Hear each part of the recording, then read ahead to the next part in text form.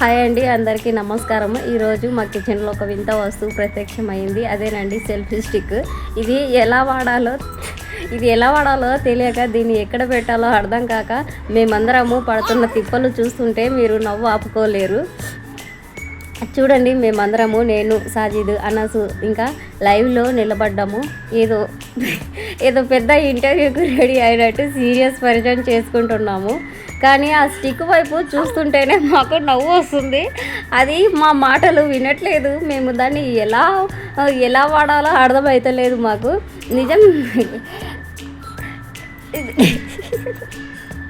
నిజం చెప్పాలంటే వీడియో తీయడం కంటే ఆ స్టిక్ని ఎలా నిలబెట్టాలి, ఎలా చేయాలి, మాకు సగం టైం దాంతోనే అయిపోయింది.